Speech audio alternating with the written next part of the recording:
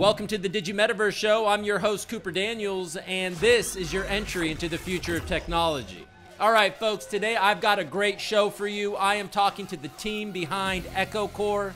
Echocore is a Metaverse-based project they call the Storyverse, and they are creating an NFT-based economy that seeks to disrupt traditional entertainment.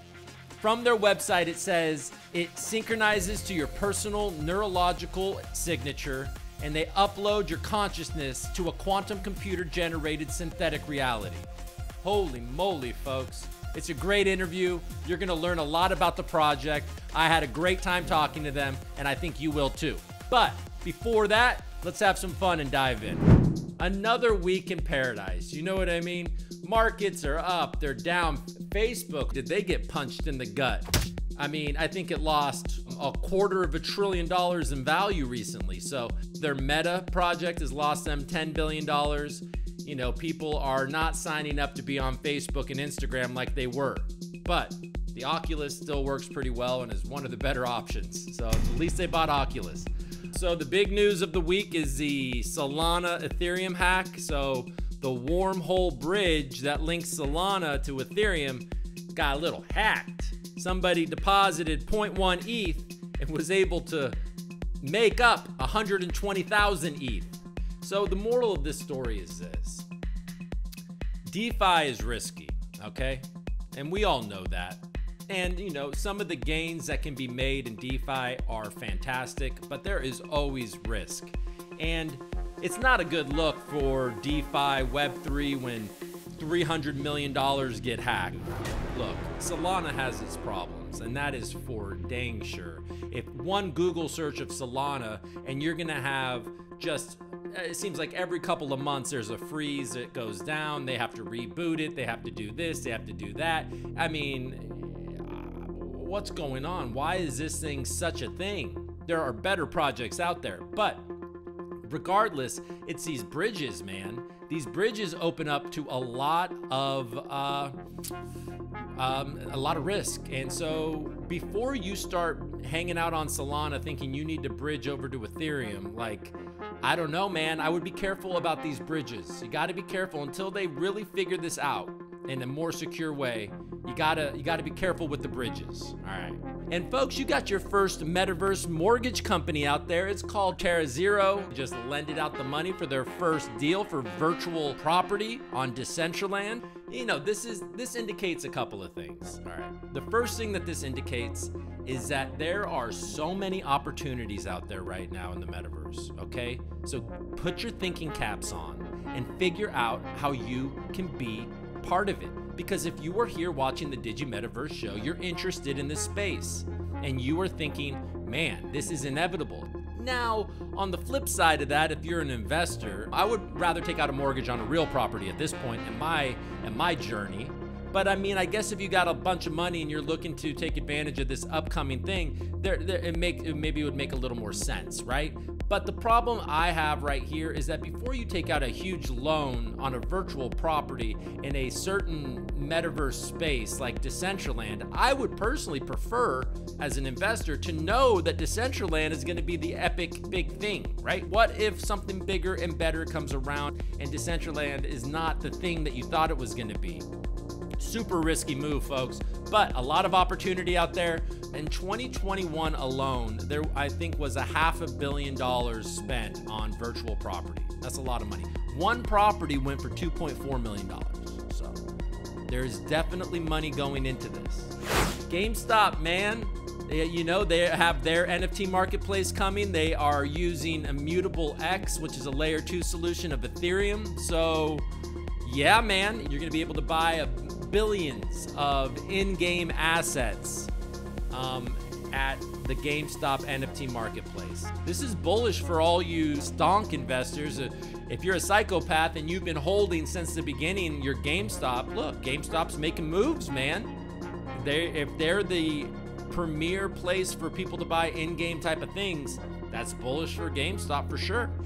Speaking of NFTs, if you're familiar with the DigiByte blockchain, you've probably noticed that there's a lot of NFT energy happening over there on DigiByte, specifically on DigiAssetX. DigiAssetX is a layer 2 built on top of the DigiByte blockchain. It's a fully decentralized platform. It's fantastic. And yeah, there's a lot of different NFT auctions happening on DigiAssetX. One in particular that's pretty popular is the DGB Punks. I opened up Twitter recently and got to see one of these, right? It's me. Hey, I think he did a fantastic job, man. He got the gray streaks. It looks good. I like it. And his name is DGB, right? His Twitter handle is @DEEGEBI.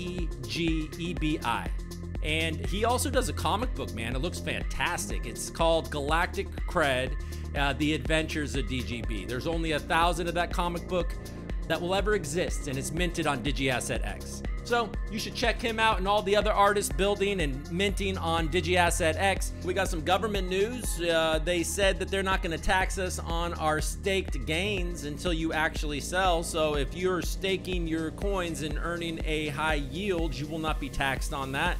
So if you've already done your taxes and you've included that, go ahead and revise your taxes, because you don't have to do that. India announced a 30% crypto tax, which I guess on some level is bullish. I mean, that's pretty high, but at least they are, figuring out a way to keep it regulated and keep it going. You got a state senator in Arizona trying desperately to get Bitcoin to be legal tender there. So you got these two states right now, man. You got Arizona and you have Wyoming, and then you have some other bullish states like Florida, but Arizona and Wyoming both are attempting to get Bitcoin as legal tender in their jurisdiction. But they have a little bit of a small competitor out there, a guy with a little bit of control. It's called the US dollar, and the US dollar and the people in charge of the US dollar seem highly concerned about keeping the US dollar as the world's reserve currency. We came, we saw, he died.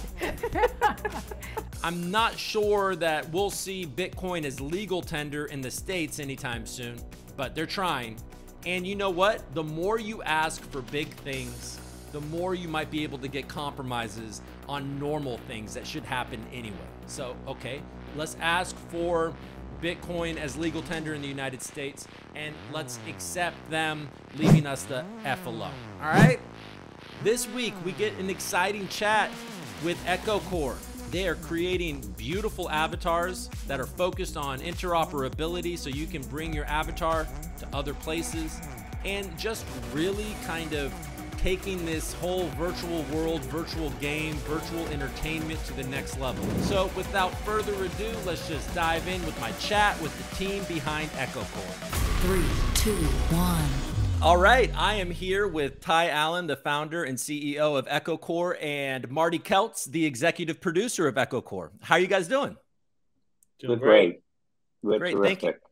Yeah, Thanks for thank having you us. so much. Yeah, of course. Thank you so much for joining us.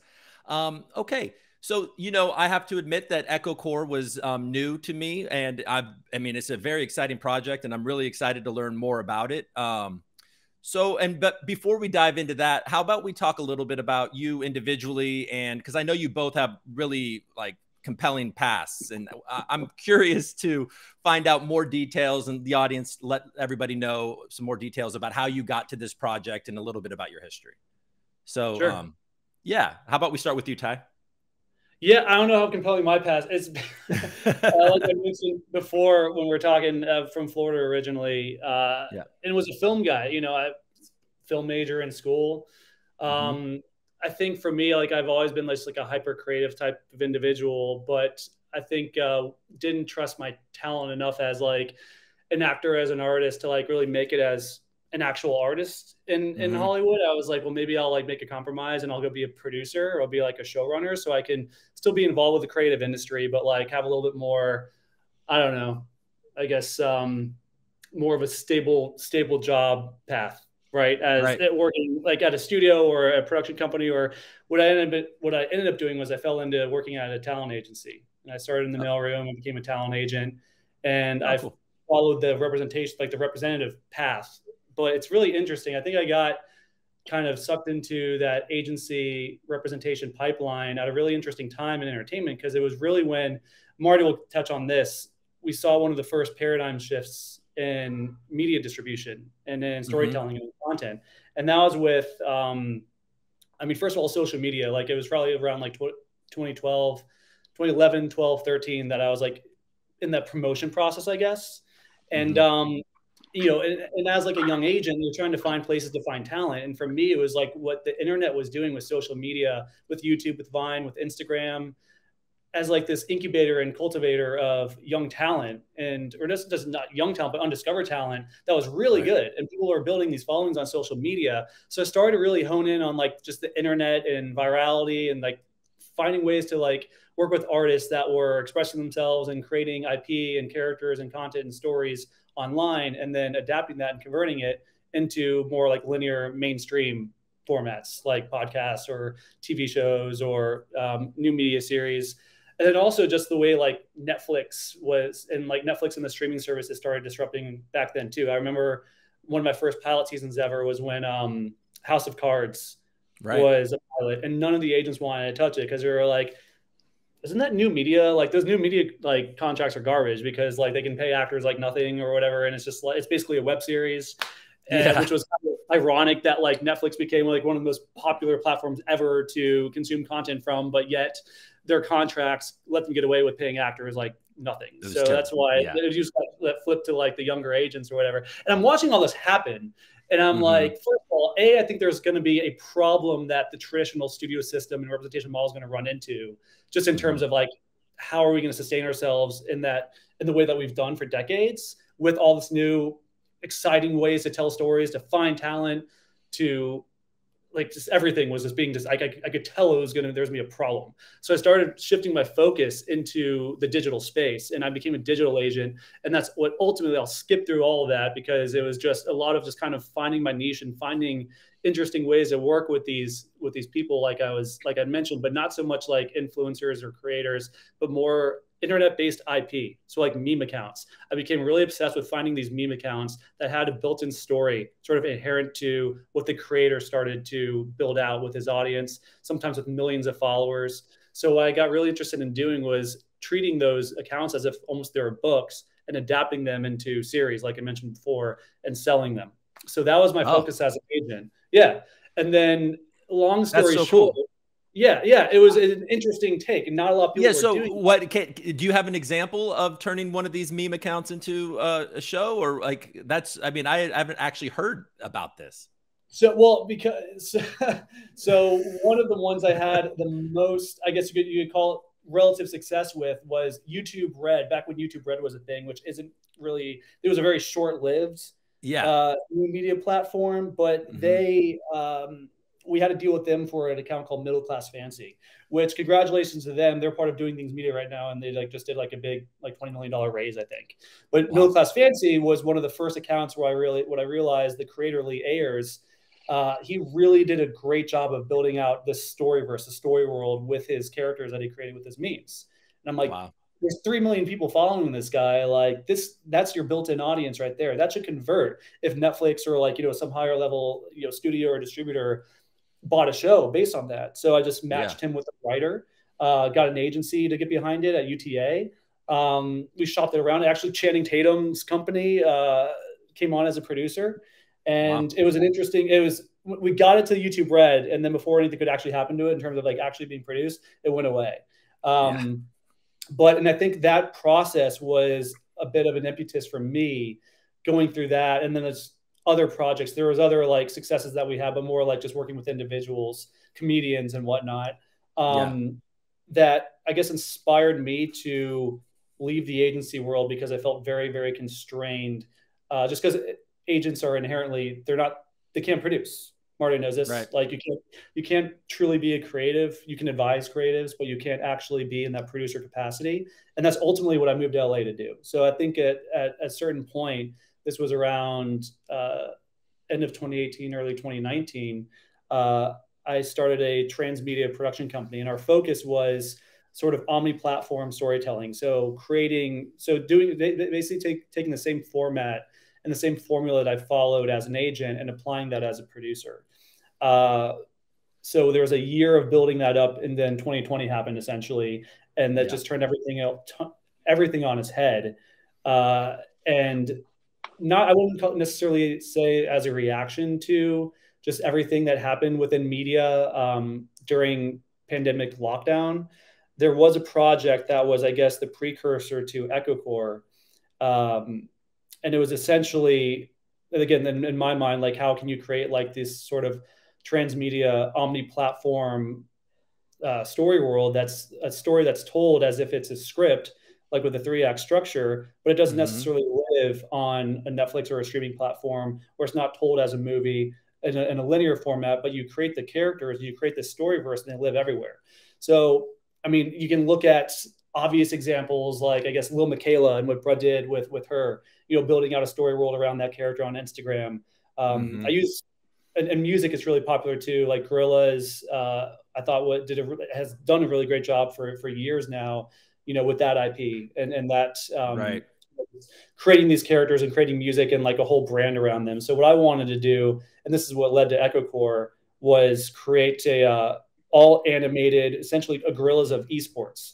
Wanted to create an esports team or like a gaming collective consisting of motion capture generated anime characters. It just felt like a good just a good opportunity, especially with like everything that was happening around us. Again, there was like it's been something that I was, you know, meaning to do or wanting to do starting in, I would say, 2018, 2019, and then 2020 was what really kind of made me like just go fully into that and put my foot on the gas and started developing a project called the Metanauts, which was that gaming collective that had a story tied to them, and create these fictional characters that would stream and create content on Twitch and across all social media platforms, and really tie that story world together by using those social media channels. And that was a development process that eventually led me to, I guess, talking to and being introduced to people in the Web3 crypto space at the beginning and middle of 2021 of this year. Again, this seems like this was years ago, but that eventually led to this becoming a crypto native Web3 thing. Once I started to learn really how NFTs and Web3 can be used as a tool to tell stories like this, and you know, we could leverage those tools to really tell this story and build this company and this Storyverse and these characters and just the way it was meant to be told. It's really been enabled by this technology, and the people and then the person with Doug and then Marty, Doug's partner, bringing them in and showing them what I wanted to do. They immediately got it. And, you know, Doug being this, you know, very, you know, me and Marty come from the same background in traditional Hollywood, traditional entertainment. So Marty understood the story I was trying to tell. Doug understood the metaversal Web3 mechanics of how can we tell this story, you know, using this technology. Because I'm not I technically work in tech, but I'm the least technological person ever. So bringing Doug and Marty on last year has really just completely, I guess, vitalized and really been a catalyst in getting this project and Echocore to where it is now, which we can get into later. I'll let Marty. But that's the full backstory of everything. And Marty. That's fantastic. And it seems to me that you kind of stay ahead of the curve here, because with memes, even you were on some level with the vision, because like just thinking about memes and where they are now. I mean, you have like the president of El Salvador uses memes as a tool, you know, Elon Musk, Dogecoin, like memes are taking over the world really. And so to see that you were there and now you guys are here, and you just got my interest here. So I want to know more about this, but Marty, so you also are very interesting. Scrolling through your bio, you know, I'm a kid of the 80s, and you worked on some of the, you know, the things that I love the most in the 80s, you know, the Charles in Charge, Adventures in Babysitting, Magic School Bus, like you had mentioned. So how did you get to this? And maybe you can let the audience know a little bit about your past as well. It's obviously because of my age, a longer story than Ty's. And, and the exciting thing for me that I'm really enjoying is that I've probably been on this ride, longer than anybody. because in 1952, my family got our first Crosley television set, you know, and watched the Milton Berle show and Jackie Gleason and, you know, all Captain Kangaroo, Howdy Doody, all of that, you know. Yeah. So it was like the very beginning. You know, as I started to work in the industry over my career, I got to understand and then take advantage of were the obvious paradigm shifts that happened as a result of the new technological advances. So really, at the very beginning of Scholastic Productions, which ultimately became a wholly owned subsidiary of Scholastic Inc. and its own independent motion picture and television production company, we built that on the beginnings of the VHS and Betamax market, which was really the very first major technology change that started to give controls on what I would watch and when I could watch it into the hands of the viewer. Up until that point, it was completely controlled by the network, what they wanted to show, when they wanted to show it. And then if you missed it, you waited till the summer and hopefully saw the rerun.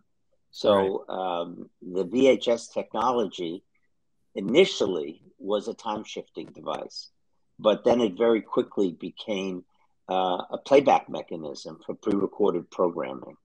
And it later became a playback mechanism for pre-recorded programming that was originally recorded for home video.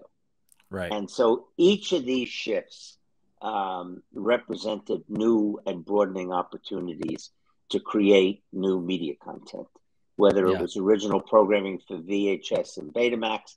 So, for example, some of you, you know, depending upon where you live, may be familiar with the Scholastic book clubs. So historically, the Scholastic book clubs, the only content they had available were the books. So in 1980, 81, we started to make VHS pre-recorded children's programming available through the clubs for parents to buy for their kids.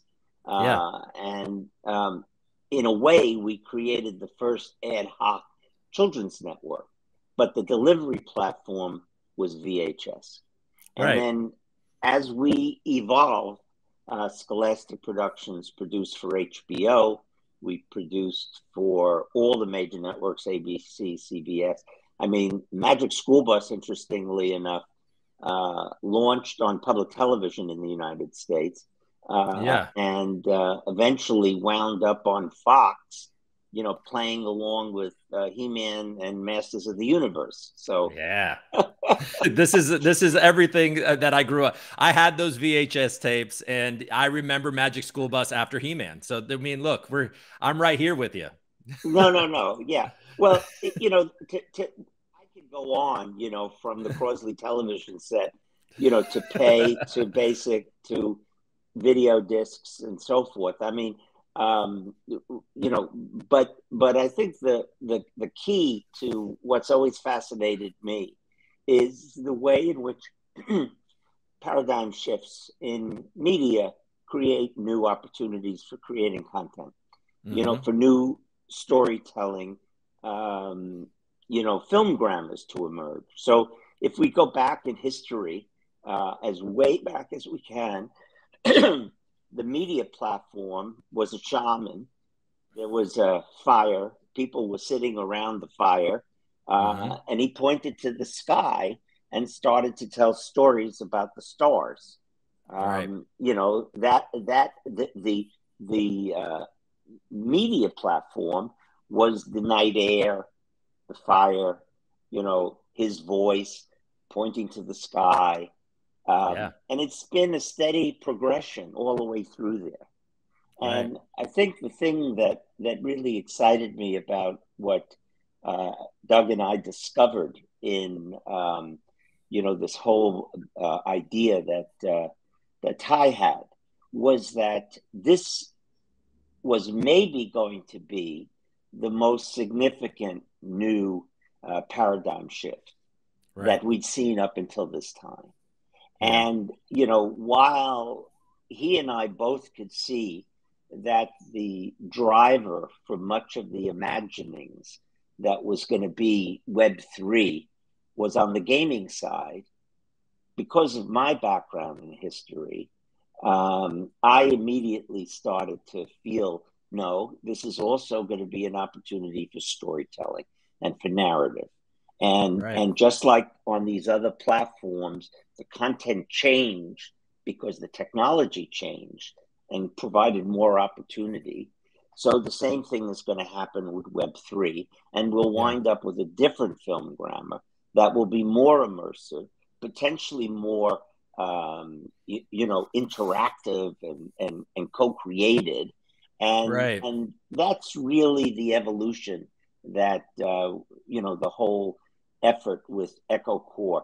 And one of the things we stumbled on, you know, in trying to describe this was, and I think it was Ty who had the idea, was this concept of a Storyverse, you know, because the vision that people have had up until Echocore, I think, has mostly been Web3 as an opportunity to do gaming and immersive this and everything that's come before, and especially in terms of the kind of NFT projects that are being launched now.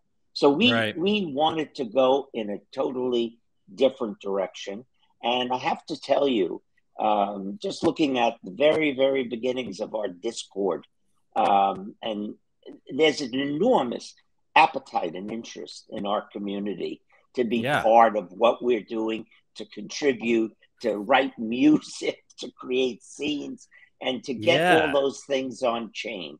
So, you know, I'm just, for me, you know, at this point in my career, just, you know, on the simplest level, enjoying getting to hang out with these guys, you know, and bring whatever little wisdom I have to the party. Well, you know, this sounds like it does, because, you know, what we hear about Web3 mainly is play to earn gaming, really. And that's a very dominant thing. But this idea that you guys are bringing storytelling and entertainment and, you know, so let's talk about what it is exactly Echocore is, how far along it is. And so is this going to be like, I get an avatar and I can participate in the story? Basically, I'm a character in the story, and I can how does this work exactly? We can walk you through it. Yeah. Marty, if I start to get too far ahead of myself, or it's like, it's weird. We are in early stages. You know, we're pre Genesis NFT drop. Actually, we'll be doing a, I guess you can call it stealth soft launch in the next couple of weeks or so to certain communities to get our, we call it a reserve list out there, or a reserve list. You know, people are in the Discord now. And it is that, so our first NFT will be an access key NFT, you know, with that type of utility, giving you access into the world, essentially be a part of the studio, essentially the metaversal studio that we're creating for telling this story. And you know, to me, it's like the story is just, it's. Let me just add one sort of a beginning, because this is really critical, is that there is, and Ty can talk so eloquently about this, there's going to be this core, this canon, but a lot of what it's going to be is going to be as a result of community engagement, which we're just at the beginning of.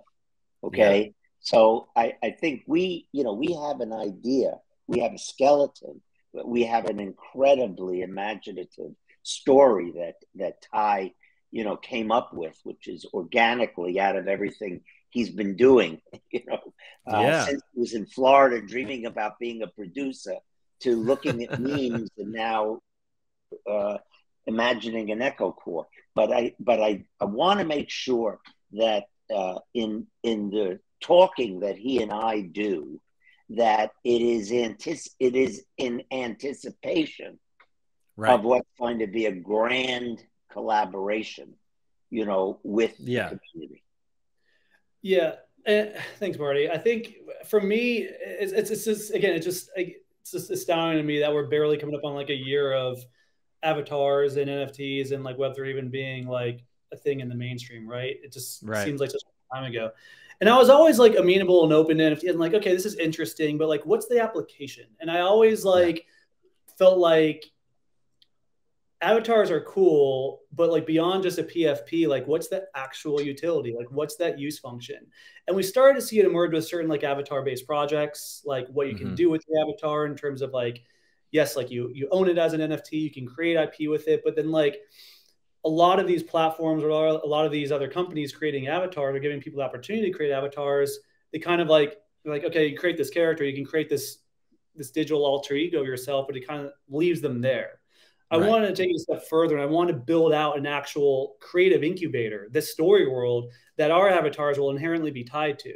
So when you go into our platform, you create an avatar and you design this character, you're designing something that's already going to be tied to a hopefully very rich, compelling, cool story. I hate to use the Marvel universe analogy because it's derivative and redundant, but it's accurate because they've done a good job with it and people can relate to it.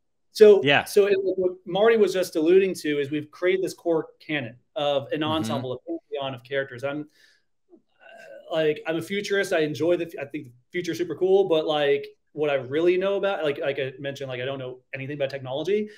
I'm a history nerd, especially like Greco-Roman history and like mythology and I crushed my humanities classes in college. Like, so, I was inspired a lot by just creation myths of the Olympians versus the Titans and things like that. I'm like, okay, like I want to create an avatar company. So this evolved, right? This was an evolution from the Metanauts gaming thing, right? Because people were like, that's a really cool idea, dude. Like, you know, investors I was talking to or whatever, they were like, I like this idea. It's super cool and creative and fun, but it's content, it's hits driven. And as an investor, I'm not going to invest in something that's going to like be totally contingent and relying on whether or not these streamers, these gamers can be engaging enough to build an audience that can generate revenue and do sponsorships and all that stuff. So they're like, what would be the product? What's the product that you want to sell? I'm like, well, the obvious one would be the avatar technology. If I want to democratize avatar technology, you see what Code Miko's done on Twitch and like Xanadu's done on YouTube. Like I mentioned, Lil Michaela earlier, a lot of these virtual humans that utilize motion capture technology and these big expensive rigs and engineering backgrounds. And there's so much that goes into it. Our whole company goes into creating one virtual human character. And I'm like, okay, there's got to be an easier way to do this, to democratize it, to allow the masses access to technology that allows them to create their own digital identity and create content, whether it's on Twitch or social media or whatever, that they can then monetize and own, and it's theirs. And that was, again, like one of the early inspirations for this. And then we started to see it again, like with some of these avatar projects popping up, enabling and empowering people to do that. But, you know, again, for me, it was really all about like, again, I can't get away from telling stories. It's always going to be like a part of me. So with the avatars I wanted to create as the product to answer that question or solve for that problem that some of these investors were asking me to solve for, I was like, okay, so if I want to create avatars that have actual utility and omni-platform transmedia use function that you can, you know, use it as a skin in all these different games. And again, these are, I won't get too far into this because these are kind of technical, and a lot of, you know, other people that are much smarter than me and that are experts at this stuff have already talked about it. So I won't try to regurgitate anything that I'm sure you're already very much aware of people doing this stuff. So again, for me, it's like, what's my strength and what can I add to the avatars that I want to create as a product to make them truly unique and special? And I was like, well, it's got to be the story. You know, I always went back and forth on like whether or not like I wanted to tie a story to the avatar company that I wanted to build. And by the way, this is no longer an avatar company, right? And maybe it started out with inspiration of, you know, creating characters with avatars, but it's evolved way past that. So I guess to get to the point of what, you know, Echocore is and what makes it unique and different is, like I mentioned before, creating this ecosystem of story and of mythology that we're going to set up essentially with almost like a prelude, if you will, to the platform, to our users, our audience, our community being able to, build their own avatar character and then mint it as an NFT and start creating their own content with it. It starts with the lore. And I think what I just stumbled on was a lore that makes a lot of sense for our company and our product. And I just had a notification. I thought I turned it off. I told you I was bad with technology. I told you. You're good. You're good. So, anyway, it's, and I can start to get into that. But again, there's, let me help shape it a little bit here. No, because okay, great. No, if you got a question, go ahead, Cooper. That's okay. No, you go for it, and then I'll hold on to my question. Okay, I want to follow up on the whole Marvel Universe thing, because I don't want it to sound like a reach, and it doesn't. Okay, the canon, okay, that Ty has imagined, the story, okay, is for us and the community, the Marvel Universe. Okay, right. All the derivatives that are going to be created out of that, all the ways in which the storyline that he's laid down, which he can tell you what the, beginning, middle, and end of is in like 3 minutes. Okay. That is really the trampoline. That's the leaping off point where, a whole community globally. And this could as easily be people, with our perspective, who are interpreting where this universe goes from a story point of view, from a U.S., Canadian, North American perspective. But what do people who are part of Bollywood think? And what do people who are part of, East in Asia think? And how do they create content that conforms with their traditions, values, imaginations? All of that will be possible.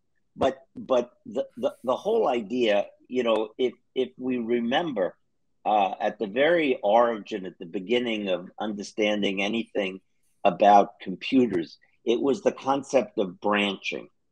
This thing and then that thing, and then that thing went to this thing, to 5 things, to 10 things, to 12 things. So interestingly enough, the main action in Echocore happens in the nucleus.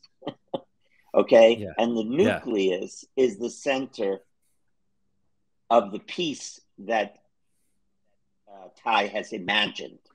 And everything that will happen evolving out of that, will be what will be co-created and participated in and minted and all the rest of that. So I think what would be helpful, which is because it's so wonderful, is for Ty, what is that core story that this whole thing is going to sit on? Oh, and I would love to hear that. And I'm definitely wanting, but I just so I can understand, hopefully I can be a little dense sometimes, and that's okay. And I think that sometimes will help people understand better. Right. And so, all right. So what I'm seeing here, and it's got me pretty excited. So you guys have a skeleton story. We're creating our avatars. I mean, even on the website, it says something like, you synchronize your personal neurological signature and you upload your consciousness. I mean, it just all sounds really kind of futurist and cool. But my point is, so you create an avatar and you're in this world, and we'll talk maybe more about how you get into that world towards the end, and how you participate. But if you do, and you're in there, this is mainly a platform with a skeleton. And then like me and a group of people could create our own story, and we could have viewers of our own story. Is this like a larger platform to where people are participating in pockets of it, and there might be viewers for separate pockets. And so now I have my town or something, maybe I've got a town where I'm the king of my town, or whatever the story is. People are super into, Cooper Daniels and his town. So they're viewing. And is there going to be a way maybe for people to monetize that and things like that? Of course. Yeah. that's why we're building it on Web3. That's why we're building it so people can have ownership of those characters, IP that they create, so they can then, again, I keep using the term. It's like we're creating this sandbox incubator. Again, what we want to be a place that cultivates creativity and enables it. Because I guess something I started to touch on earlier was, people can go buy an avatar right now, and then they'll be able to, like, whether it's a Bored Ape or a Clone X or a Genie or whatever, and that's theirs and they own it and they can create content and IP around it. But again, what I wanted to do was take it a step further by building out this world. And I guess the best way I can describe it is, we have our ensemble of hero characters that are, I guess, proprietary, like the Avengers. Use that again. So we have our cast of Avengers. We have our cast of heroes that go into this simulation, and we're going to set it up. We're going to set up the world. We're going to set up the whole backstory. We're going to set up the mythology of the Storyverse, and we're going to do it with this cast of characters and as a protagonist versus these antagonists. And we're going to really build this world up so that once the conclusion, there is going to be a conclusion to this story of this origin that we've created. So once we reach that climax and their story ends, that's when the world opens up and users will be able to come into our platform and create their own heroes, create their own avatars, and form different factions and guilds and form essentially roaming gangs and everything, just to create cool shit with their friends. And that's the best way to put it. I literally moved to LA saying to myself, I want to be part of like a comedy collective and like write funny shows and like make cool stuff with my friends. And like that was really literally what it was all about. And it still is. Yeah. It's just using a different medium and a different format to do that. And that's literally what the metaverse and Web3 is. And that's what Marty speaks to, is it's just a new paradigm shift in storytelling. Literally all it is. It's just like in the 20s, they started making silent films, and all these directors and studios and producers started coming together. Like, this is the new format for storytelling that everyone's getting excited about. Everyone wants to go to the Nickelodeon, to the cinema, and watch these crazy moving pictures. We're literally experiencing the same thing, just in our version. It's our time for that type of shift in storytelling to take place. And I think we're all trying to figure it out. And this is just our version of it. This is our solution to that. What does storytelling, what does media, what does entertainment look like in the metaverse? And hopefully, we feel like this will be a pretty compelling, make a pretty compelling case for how you tell stories. Because again, like this, what we've written and what we have is literally written as if it's a movie script, and we're treating it as if it's a movie script, but we're not going to produce it as if it's a feture film. We're going to be telling the story through our NFT drops, through the content that we'll be creating. We very much intend to be using Twitch and social media, live streamings and YouTube videos, utilizing actors, people, streamers, gamers that are using playing the characters, bringing the characters to life that we've created, and telling the story that way. So our audience and our community can follow along with the story, get excited about it, be a part of it, suggest different ways that it could go. But eventually we do have a planned 3-act structure, beginning, middle, and end of it. And it will come to an end. And again, and hopefully it'll inspire people and enable people to be like, okay, like they've built this great world. Now this is what I want to do in that world. And this is a character that I want to create in it. And they can go off and create their own canon, their own spinoffs of whatever we've created. Right. So that's the real idea. And then if you want to know more about the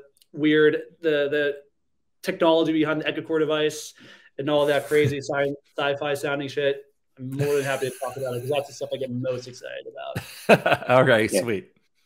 But let me get to the more granular question that you asked, Cooper, because I think that when you think of factions, what one could imagine is that the factions inside of Echocore are mini studios.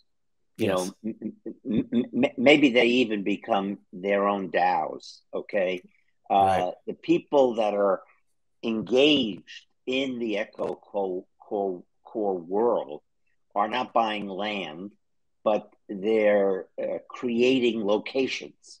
That can be the backdrop for the story, the existing story that's going to be developed in a particular way, or the story that they are imagining. So the point is that the the activity and the monetization model and the doing is all going to be driven by story creation in relationship to all the things that as producers we know are the minutia that have to be done, you know, whether it's props, whether it, you know, costumes, you know, we expect, you know, to have some very significant brand relationships, you know, in terms of what could happen from a wardrobe point of view.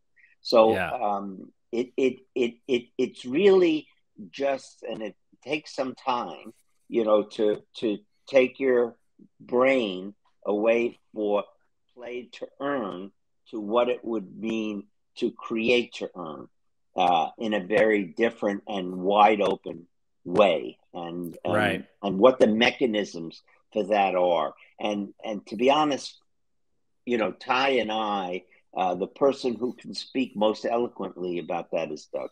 But I think in the general sense, that's the point.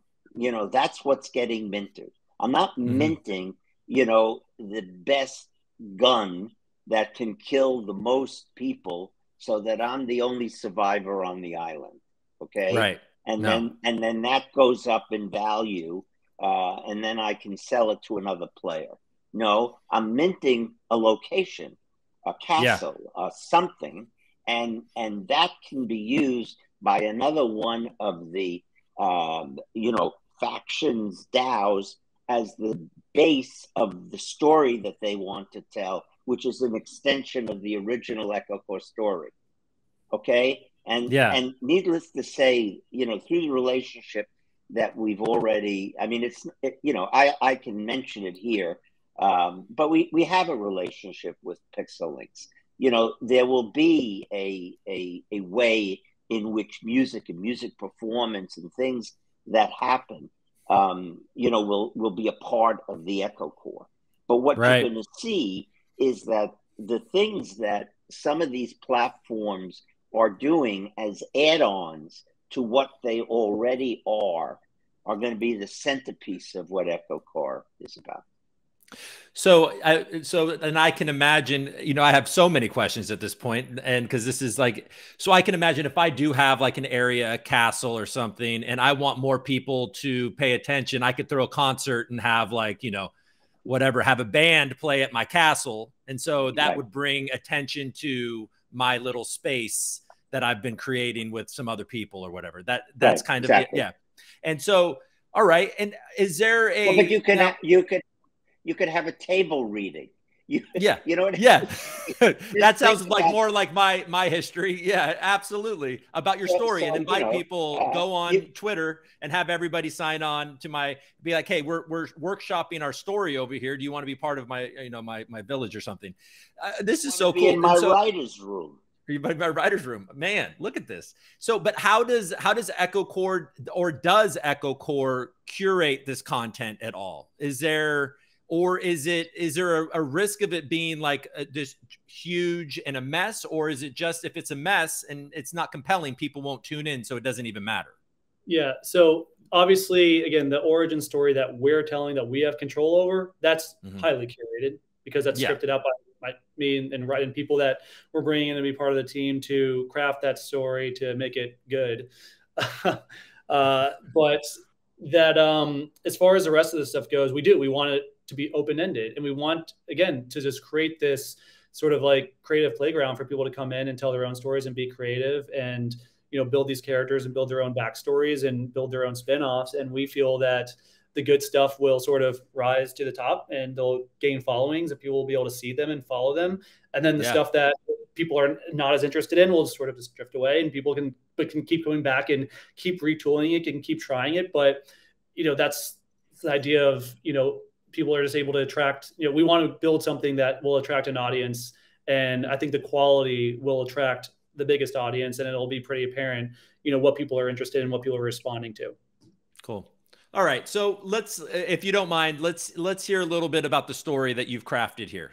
Or the lore, or, you know, what do we got? What do we got going on? Okay. I'll just have to stop myself before I get into like spoilers. Okay. Yeah. Don't spoil it. Yeah.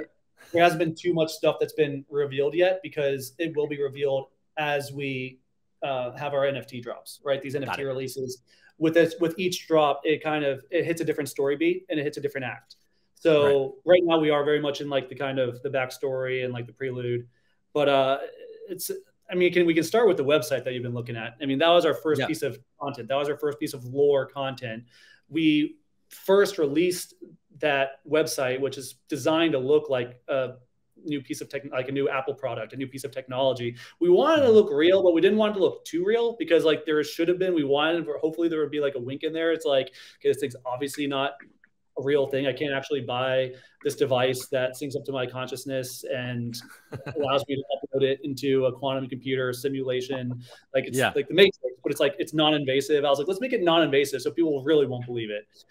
The thing is, because RJ, who you had mentioned earlier, our creative lead, did too good of a job basically on designing the Echocore device, which is the Genesis NFT. And it's funny because the NFT is going to have like parallel utility to what the utility is in the lore. That makes sense. I guess I can get into that. But so we created this device, the Echocore device, which is the life's work essentially of this fictional character that we created named Ian Siddell. Ian Siddell is, again, he's just a fictional character that you would see in a movie, but he's not in a movie. I decided to tell his story using real life, so like social channels. So he has a LinkedIn, he has a Twitter, he has an Instagram.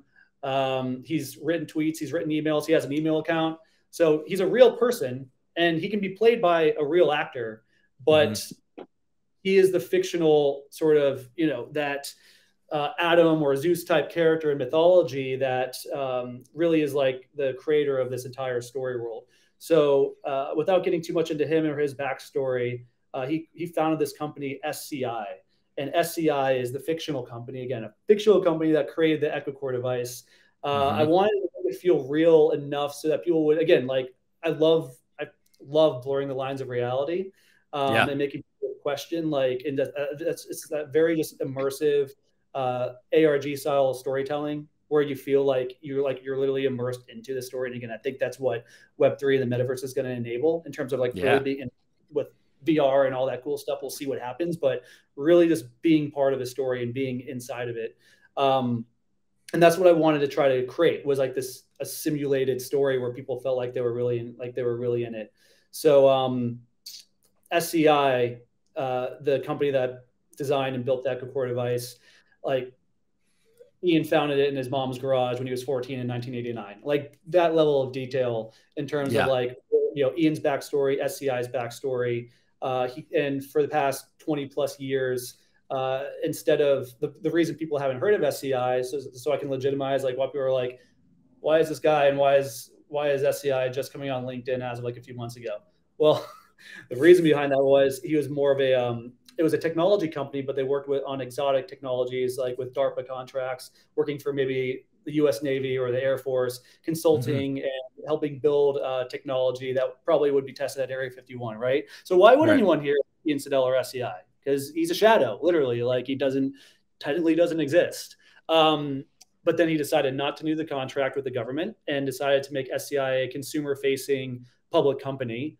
And starts to essentially emerge himself as the founder and CEO of this company. And the character, just to give you an idea, I mean, he's inspired by the Elon Musks, the Zuckerbergs, Banksy's. He's an artist, but he's a coder. He's a computer scientist, but he's also a skater.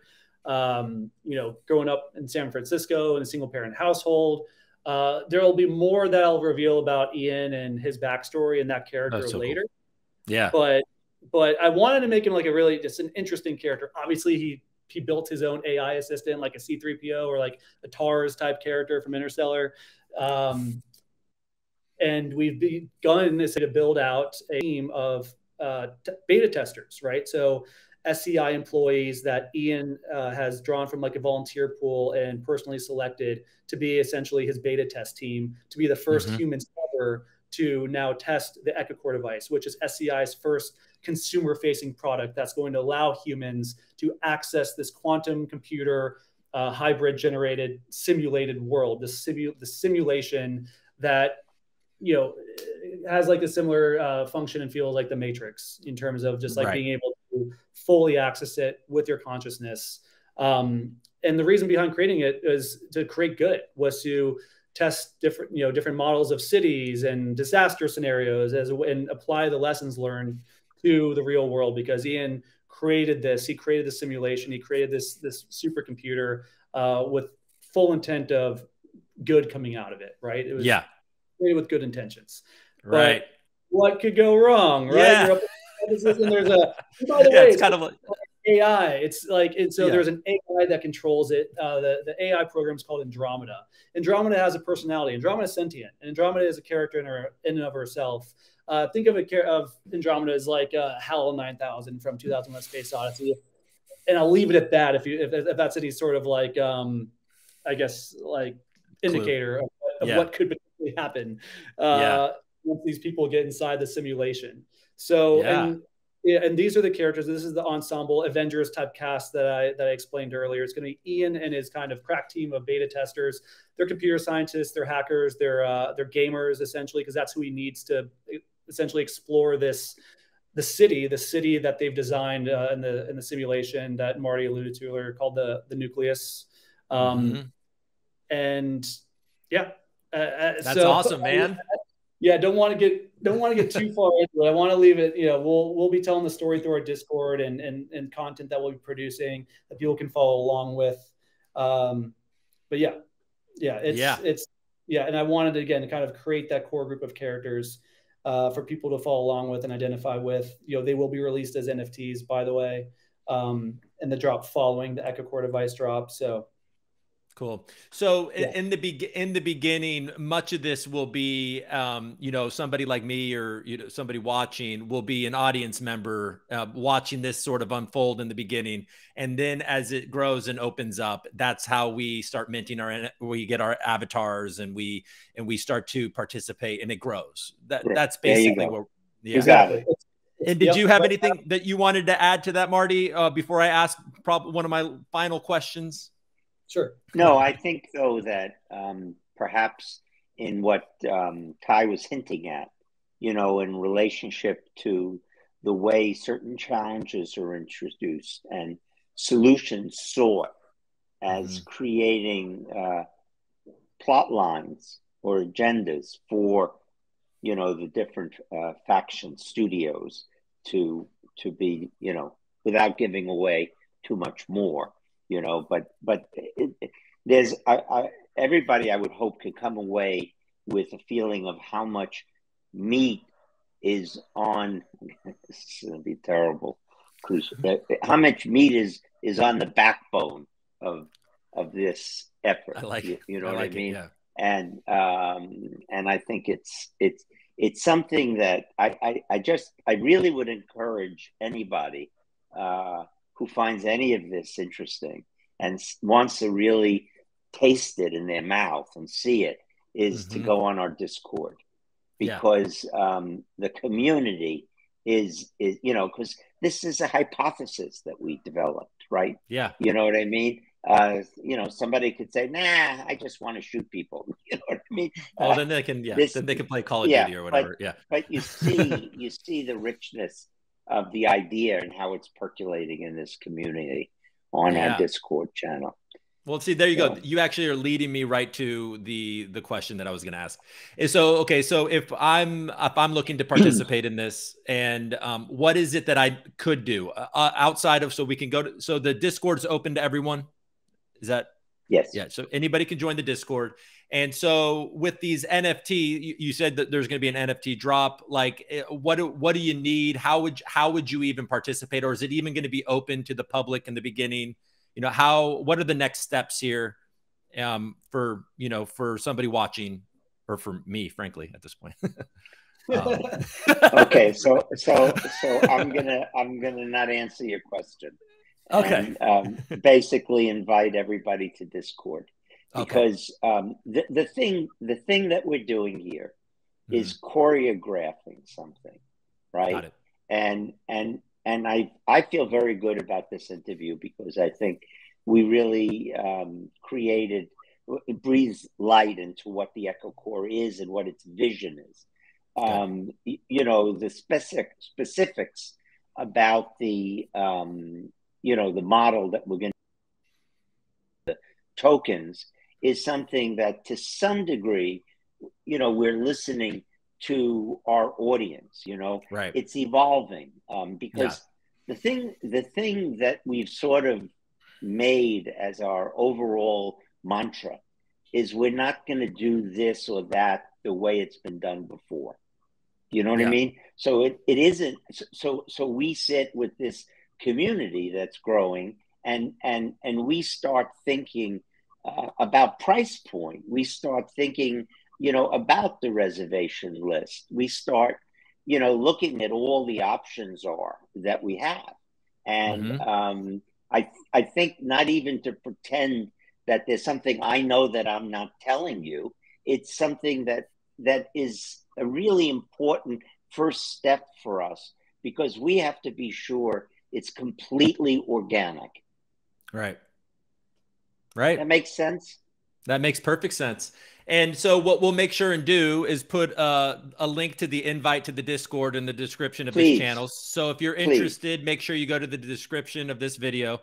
And I mean, unless there's anything else that you guys, you know, you feel like we left out, I feel really good. I feel like I have a good idea of what this is. And clearly, you know, you got me excited about it. So, you know, cool.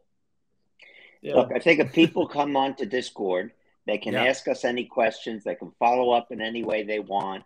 And that's the place to really, you know, bite down on the coin.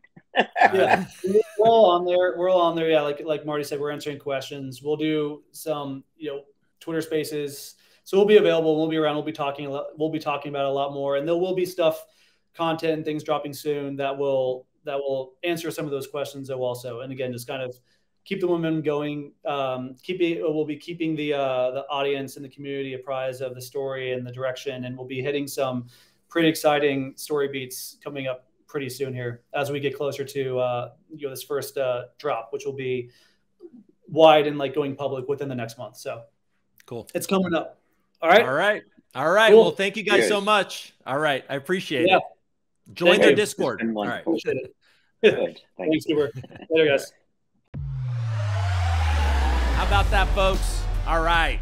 Thank you so much, Echocore, for making the time to come on and break down and explain to us what is going on over there. I'm excited for it. I hope you got excited too. So check them out. And look, folks, if you like this video, hit the like button, subscribe to the channel. That's important. And follow us on Twitter at the DigiMetaverse Show. All right? So I hope everybody has a great rest of their week. And thank you so much for tuning in. And I'll see you next time.